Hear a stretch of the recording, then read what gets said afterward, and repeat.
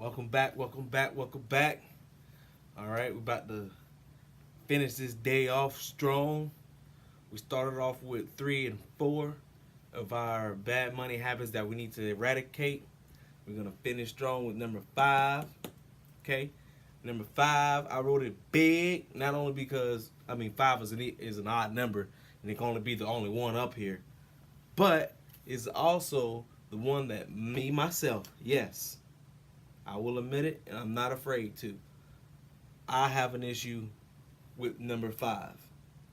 But I'm going to tell you what I've done, the things that I've implemented in my life to help keep me disciplined so that I can eradicate this from my financial paradigm. And that's going to be impulse spending. A lot of us Americans, not only do we want something, but we want it now.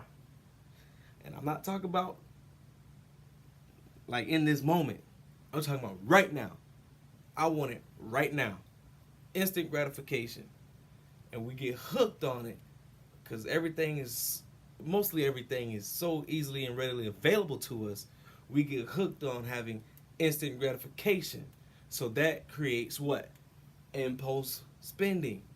These big Amazon, Walmart, all these other Wish, these gurus know what the heck they're doing. They're getting into our psyche to create us so that we have impulse spending so that we can buy their products and they can make money.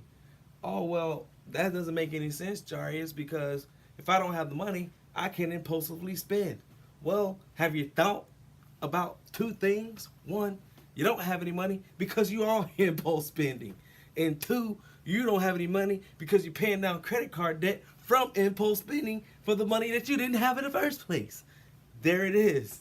So impulse spending, we really got to figure out a way how we can get this out of our minds so that we can save money and not do this, because this is going to drag us in the dirt.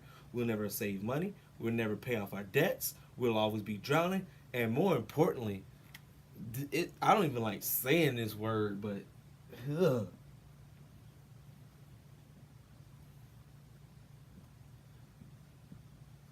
I don't even want to write it down, but I have to. We be broke. Impulse spending makes us broke. I don't care if you're an NFL football superstar.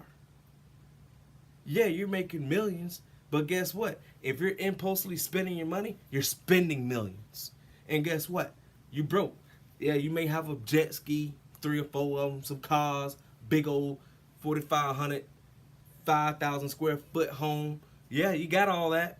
But I guarantee I'm going to tell you, I'll look at your net worth, and your net worth is the same. Though you make more money, it's probably going to be the same as somebody who's in the poor classification. Somebody who's making $25,000 or less a year. Your net worth, yeah, you spend millions, you make millions, but you spend millions. So football players, basketball stars, all my sports athletes, doctors, lawyers, all those high income people.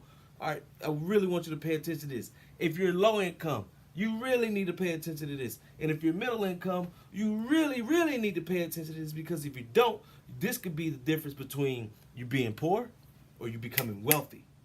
All right, because you're right in that cusp. If you're middle class, working class, you're in the cusp. Man, you're either gonna be poor or you're gonna be rich. I'm trying to get rich. You don't want to be broke. So here are 3 things. I think it's 3. 3 things that I've done to help eradicate impulse spending. How to keep myself disciplined. That's a key word, discipline. We lack discipline if we're impulse spending. But if you have no means to spend, put a big old fat, that's MasterCard, there's Visa, right? Love Visa. There's Amex. Oh, we got Discover. All right, that was absolutely pointless. But I have all these cards except Amex. I ain't paying no annual. The annual fees too high for me right now. take all my cards, I put them in a bucket of water, and I froze them. Right? I put them in the freezer. They're in the freezer. And I will have to actively go and get these cards out of there. And while I'm sitting up there pouring hot water on these cards, right, trying to get one out of there, I'm thinking like, man, you know what? I really don't need this, because all of the money that I have for necessities are being automatically paid. Auto pay. Hey, I believe that was step 2. Auto pay. Bam. All the money I need to save, auto transferred. Take out pay, put transfer in there. Bam. So what do I have to do? I need money for gas and maybe some lunch if I didn't bring lunch home. So I give myself what? $20 for the week for gas, and then another $20 for miscellaneous food if I want to eat out. But I gotta make sure, hey, I only got $20 to eat out. The other 20 gotta go in my gas tank so I can get my butt to work.